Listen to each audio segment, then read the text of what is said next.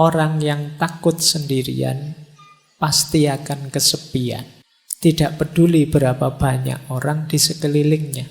Namun orang yang belajar dalam kesendiriannya, berdamai dengan kesepiannya, dan lebih memilih kenyataan daripada ilusi persahabatan, akan menyadari kehadiran Tuhan yang tak terlihat.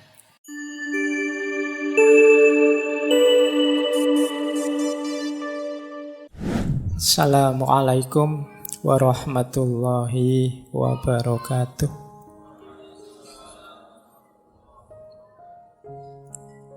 Bismillahirrahmanirrahim. Alhamdulillahi rabbil alamin. Wa bihi nasta'inu ala umurid dunya waddin. Allahumma sholli wa sallim wa barik ala habibina wa syafi'ina sayyidina wa maulana Muhammadin wa ala alihi wa ashabihi wa man tabi'ahum bi ihsanin ila yaumiddin. Amma ba'du. Oke, baik. Malam hari ini sebenarnya tema yang beberapa minta saya membahas ini tentang kesendirian. Ini tidak ada hubungannya dengan jomblo atau tidak jomblo ya. Kesendirian saya tidak ngomong di level itu. Bahwa mungkin kalian merasa kok tidak dapat pasangan Pak, itu tidak ada hubungannya dengan itu malam hari ini. Kita agak dalam membahas kesendirian ini. Nah, ini nanti bahan buat teman-teman refleksi. Jadi ngaji kita setiap malam Kamis itu bagi saya mancing teman-teman untuk berpikir. Jangan kesusu ditelan, harus dicerna dulu. Karena obat yang sama tidak pasti manjur untuk semua orang. Karena mungkin masing-masing orang penyakitnya beda-beda. Kadang-kadang kita itu kan kayak ngaji, ini kan temanya banyak, isinya macam-macam, terus kita rasanya pingin semuanya. Pingin hebat di semua bidang, dan itu mustahil. Orang kesepian itu kan mesti akarnya karena kecewa. Tidak bisa ngeblend, tidak bisa berbaur dengan dunia di sekelilingnya. Biasanya orang ini terus menyalahkan dirinya sendiri. Kenapa aku kok introvert ya? Kenapa aku kok ndak bisa ramah ya? Kenapa aku kok ndak bisa? Jadi biasanya terus disalahkan dirinya sendiri. Orang tidak menghargai dia, disalahkan dirinya. Orang tidak peduli padanya, tadi disalahkan dirinya. Dia menyalahkan dirinya terus. Sehingga akhirnya meruntuhkan self-esteem-nya, kebanggaannya pada dirinya. Kalau orang sudah runtuh kebanggaan pada dirinya, dia akan mengalami stres berat. Saya tidak berani bilang depresi ya, nanti depresi tambah nemen. Orang stres berat itu nanti sistem imunnya kacau, dia mudah sakit, karena hormon kortisolnya meningkat. Tidak enaknya di penelitian itu disebut resiko kematiannya tinggi. Nah, jadi ternyata ada korelasinya. Orang yang merasa kesepian, resiko kematiannya meningkat. Di penelitian itu disebut stres berat itu setara dengan merokok 1 bungkus per hari. Bahayanya. Nah, berarti kalau teman-teman, tapi Pak kalau saya pas stres itu malah ngerokok Pak.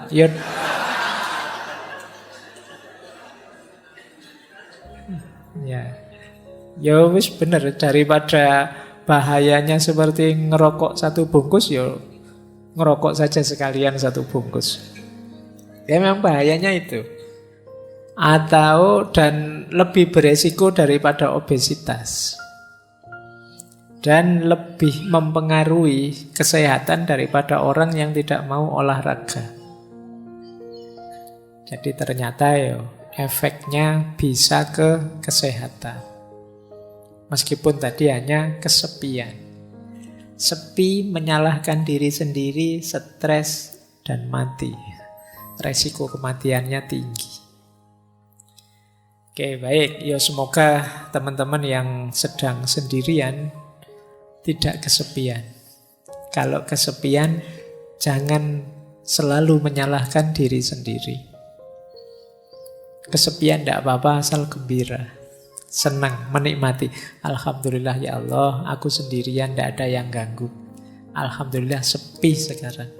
Tidak repot lagi, tidak apa-apa. Maknai saja secara positif, biar tidak stres. Oke, kita lanjutkan.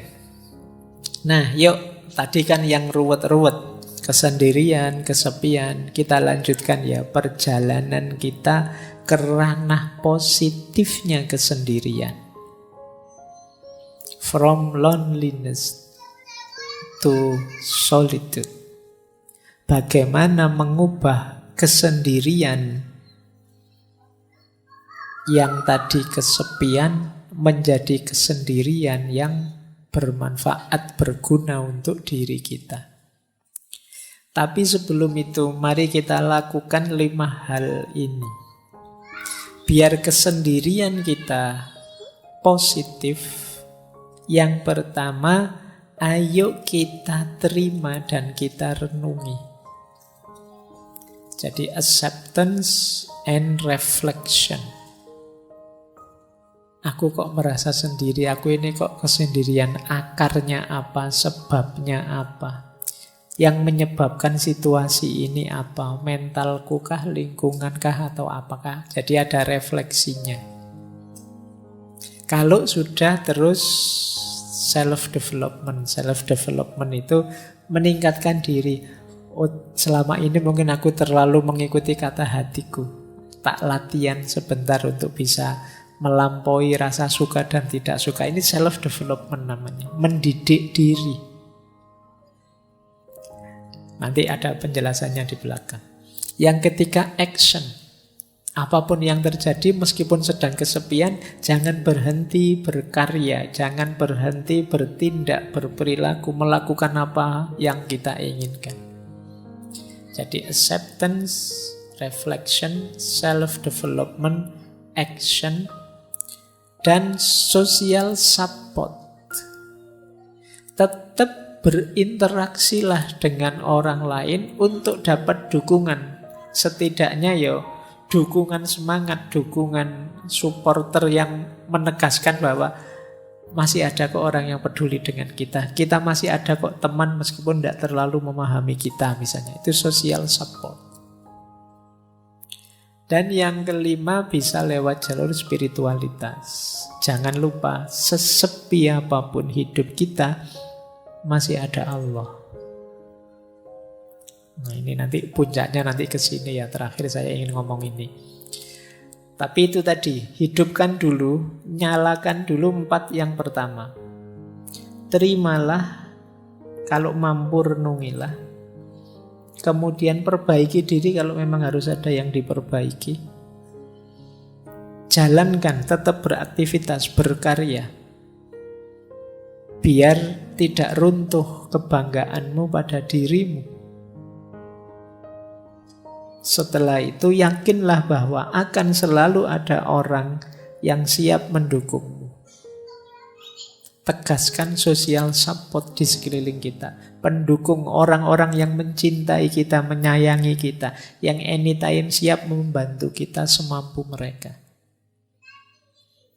Dan yang terakhir, yakinlah bahwa kita tidak pernah ditinggal oleh Yang Maha Kuasa, oleh Allah. Kita saja yang sering lupa atau menjauh darinya. Ini akan jadi solusi agar loneliness berubah jadi solitude. Mungkin kita masih sendirian, tapi sekarang kesendirian itu produktif. Kesendirian itu manfaatnya besar.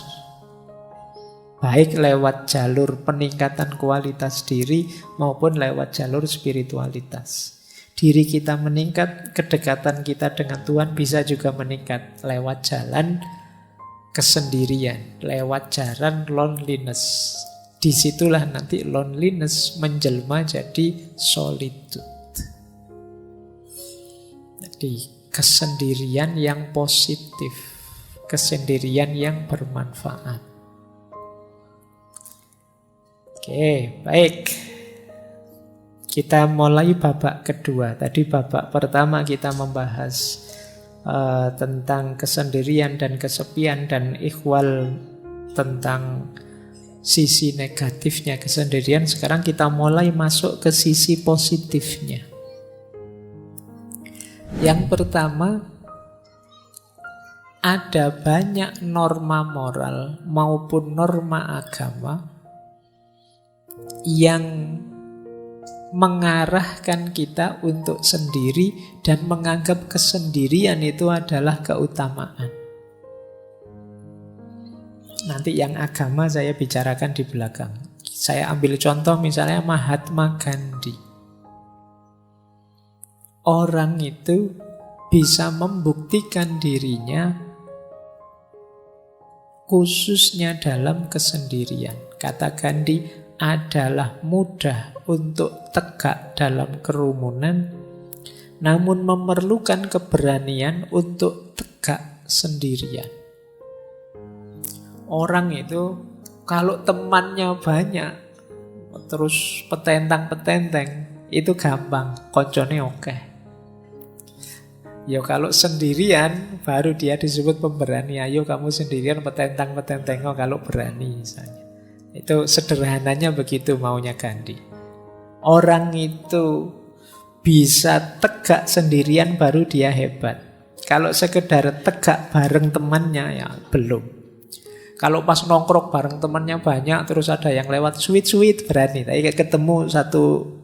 ketemu satu-satu gitu biasanya kamu grogi.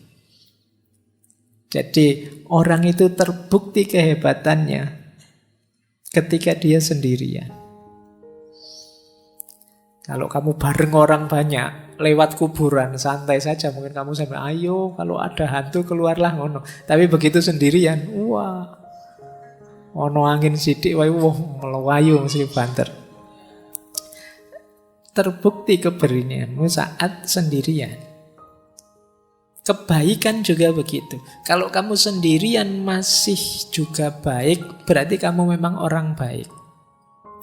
Tapi kalau kamu baiknya hanya pas ada orang banyak, ya kamu sebenarnya hanya pencitraan.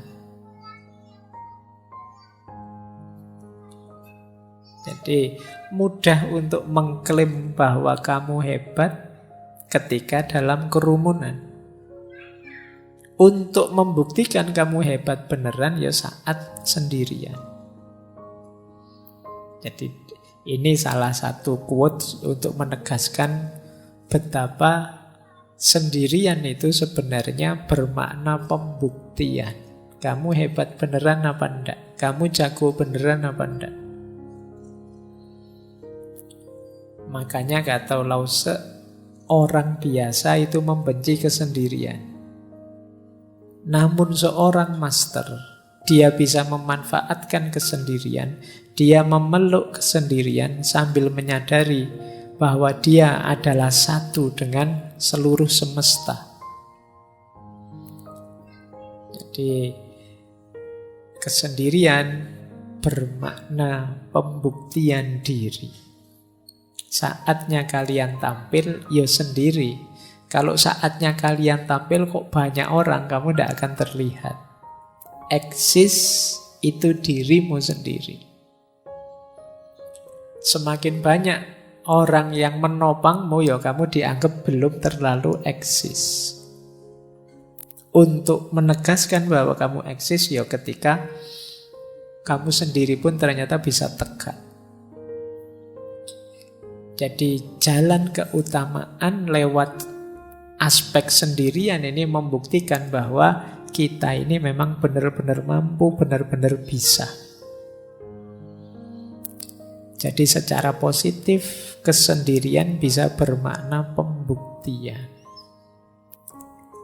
Lanjut. Secara positif juga, kesendirian bisa bermakna kebebasan.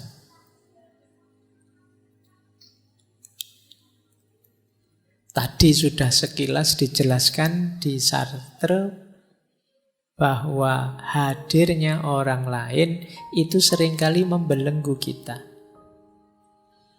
Di sini ditambahi oleh Arthur Schopenhauer yang sering kita kutip, filosof eksistensialis. Kata Arthur, seseorang bisa menjadi dirinya sendiri hanya selama dia sendirian. Dan jika dia tidak menyukai kesendirian, dia tidak akan menyukai kebebasan. Karena hanya ketika dia sendirian, dia benar-benar bebas. Ini bebas ini maknanya dua. Bebas dalam arti kita bisa melakukan apapun tanpa terhalangi, atau bebas dalam arti kita bisa melakukan apapun tanpa bantuan orang lain. Jadi ini pembuktiannya lewat apa? Lewat kesendirian. Mampu apa tidak sendirian. Dan diilustrasikan dengan unik oleh Leonardo da Vinci. Kata Leonardo da Vinci, jika engkau sendirian, engkau sepenuhnya memiliki dirimu sendiri. Jika engkau ditemani oleh satu pendamping, engkau hanya memiliki sebagian dari dirimu sendiri, bahkan kurang, sebanding dengan kesembronoan perilakunya. Dan jika engkau memiliki lebih dari satu pendamping, engkau akan jatuh lebih dalam ke dalam penderitaan yang sama. Kalau kita sendiri, kita memiliki diri kita utuh. Tapi kalau ada teman satu saja, ya kita memiliki diri kita setengah. Yang setengah miliknya teman tadi. Kita kan berusaha mengadaptasikan dengan teman. Misalnya teman kita, saya itu tidak seneng lihat orang pakai baju merah, yo. Padahal kita pengen pakai baju merah karena bareng teman ini, akhirnya kita nego tidak pakai baju merah. Kita tinggal setengah. Ada teman kok nginep di kos, tiba-tiba bilangnya, saya kalau lampu nyala tidak bisa tidur. Sementara kita kalau tidur lampunya nyala. Kita tinggal setengah diri kita. Itu kalau temennya satu. Kalau temennya 3, diri kita tinggal 1/4. Nego dengan 4 teman ini mungkin maunya beda-beda. Saya tidak bisa tidur kalau tidak lampu disco. Saya tidak bisa tidur kalau tidak lampu, misalnya.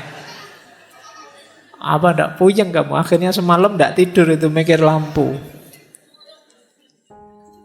Jadi semakin banyak orang ya semakin banyak negosiasi-negosiasi.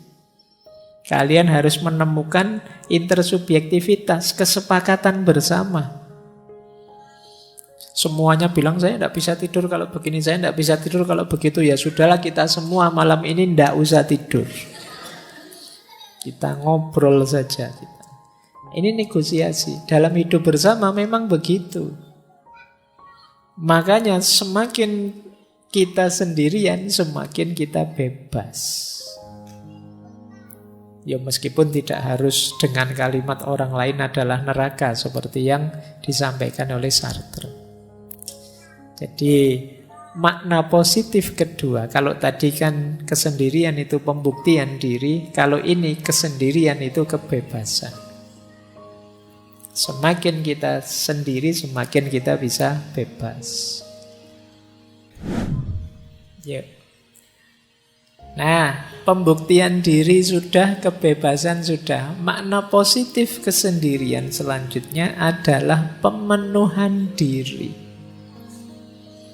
Pemenuhan diri itu maksudnya kita ingin jadi apa, kita ingin membuat diri kita selevel apa, itu sebagian besar jalurnya adalah kesendirian. Contoh misalnya, saya ambil quote-nya Picasso. Kata Picasso, pelukis aliran kubisme yang terkenal sekali, tanpa kesendirian yang luar biasa, tidak ada pekerjaan serius yang mungkin dilakukan. Kalau kalian garap skripsi kan sendirian. Kalau pas temenmu banyak di kamar, ndak jadi garap skripsi. Ngobrol mesti. Saya ndak sendirian juga ndak banyak teman Pak, berdua Pak. Kalau berdua ndak jadi skripsi. Mungkin jadi yang lain.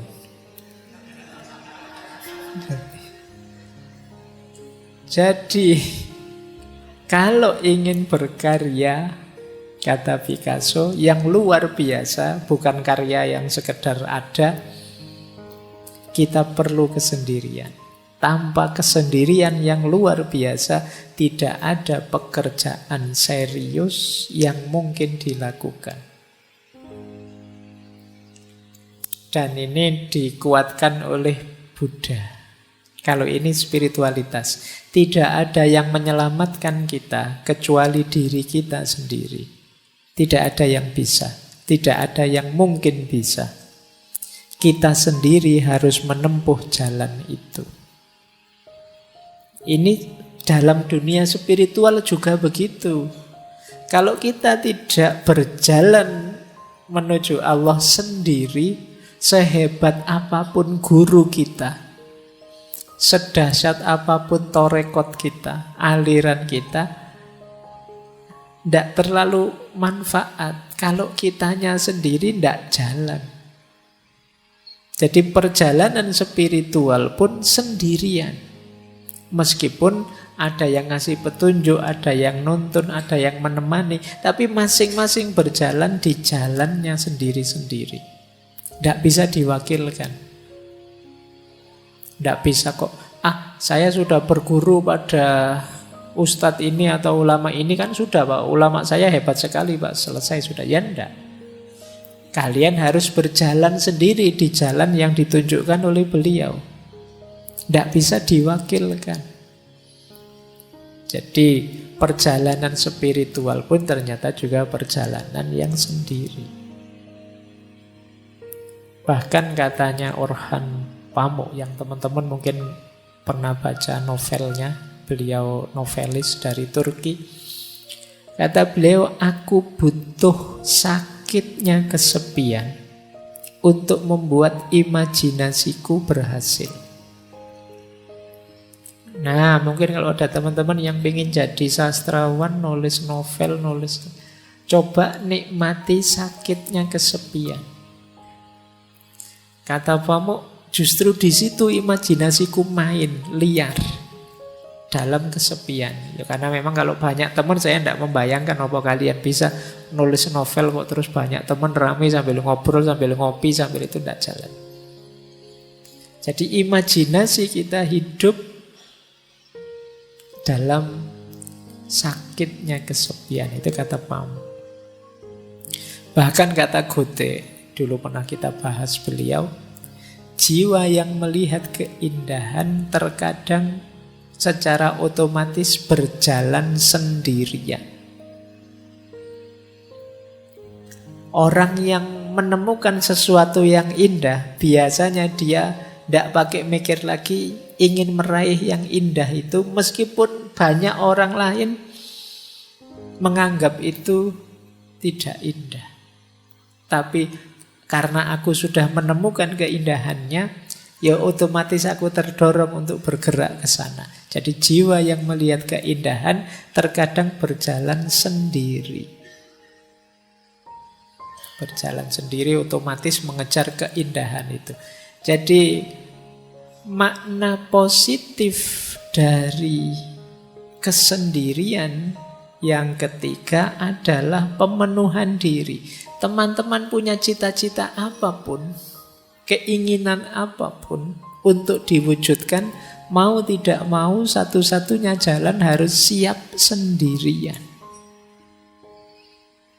Siap mengambil momen untuk sendiri mewujudkan keinginan itu. Makanya makna ketiga pemenuhan diri.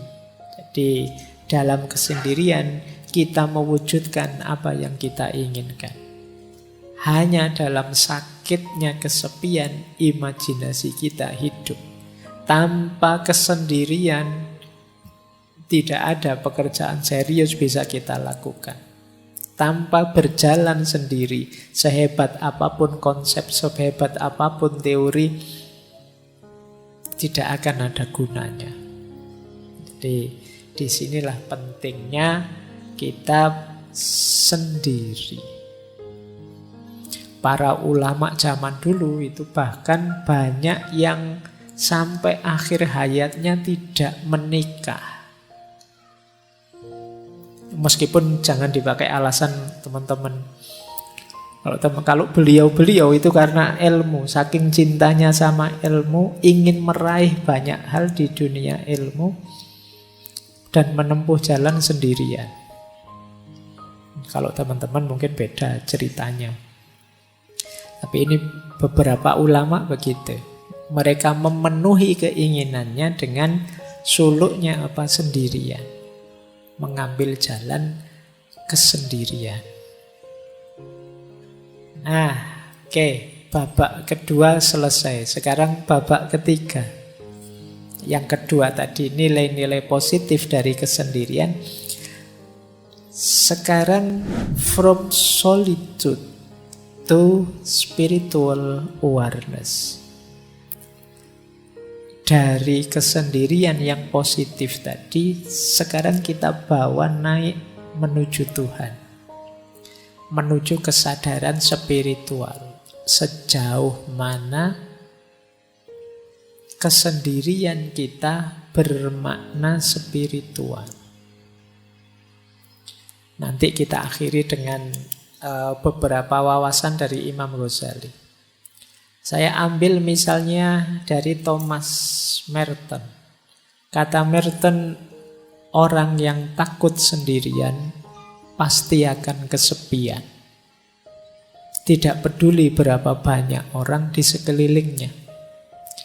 Namun orang yang belajar dalam kesendiriannya, berdamai dengan kesepiannya, dan lebih memilih kenyataan daripada ilusi persahabatan, akan menyadari kehadiran Tuhan yang tak terlihat. Jadi kalimat dari Merton ini bisa kita urai satu-satu. Yang pertama, orang yang takut sendirian pasti akan kesepian. Tidak peduli berapapun banyaknya orang di sekelilingnya. Tadi kan ada orang yang memang senang sendirian, ada yang tidak suka sendirian. Tentu saja yang tidak suka sendirian, ketika mengalami sendirian, dia akan merasa kesepian. Kuncinya bukan pada banyak temannya atau sedikit temannya. Pemaknaan dia terhadap sendirian itu. Jadi, kalau dia memaknai kesendirian itu sebagai sesuatu yang negatif dan menakutkan, ya begitu sendiri dia akan merasa kesepian. Nah, biar tidak begitu bagaimana? Dilanjutkan yang kedua. Mari belajar dalam kesendirian, berdamai dalam kesepian. Belajar sendirian, berdamai dalam kesepian. Berdamai dalam kesepian berarti kita bisa menerima. Tidak apa-apa ya Allah, saya sendirian asal Engkau ridho. Itu bisa menerima. Tidak apa-apa, saya jomblo kalau ini memang keinginanmu ya Allah. Nah, jadi ini berdamai dengan kesepian, dengan kesendiriannya. Dan lebih memilih kenyataan daripada ilusi persahabatan. Kenapa persahabatan di sini disebut ilusi? Ini seperti yang disampaikan di awal tadi, tidak mungkin ada persahabatan yang sama sekali tidak mengandung perpisahan, tidak mengandung kesendirian. Perpisahan itu kan kesendirian.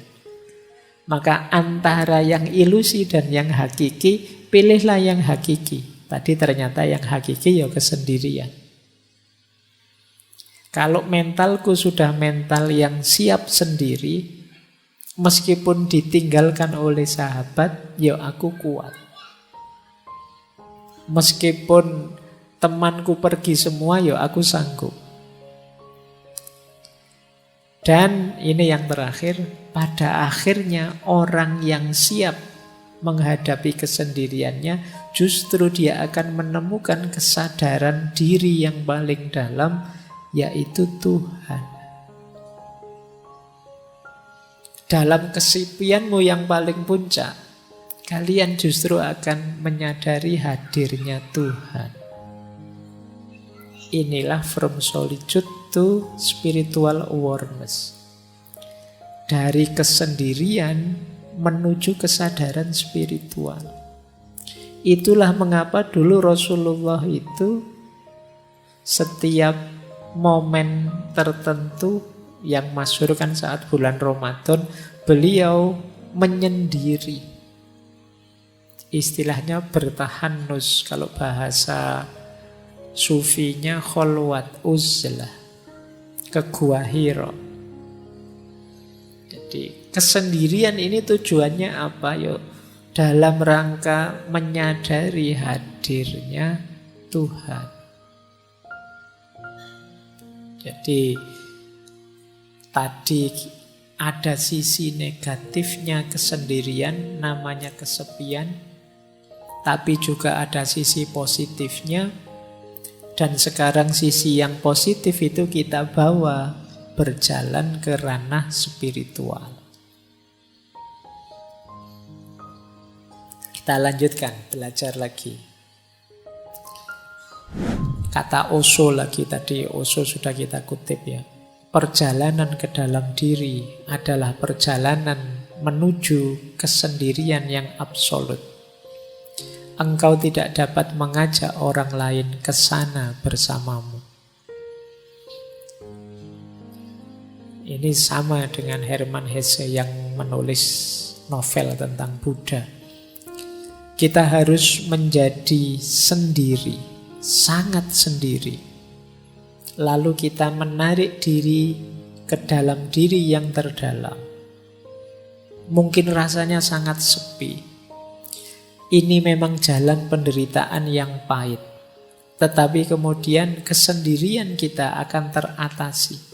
Kita tidak lagi merasa kesepian. Karena kita menemukan bahwa dalam diri kita yang terdalam ada jiwa. Yaitu yang ilahiyah yang tak terpisahkan. Lalu kita menemukan diri kita berada di tengah-tengah dunia, namun tidak terganggu oleh keserbaragamannya.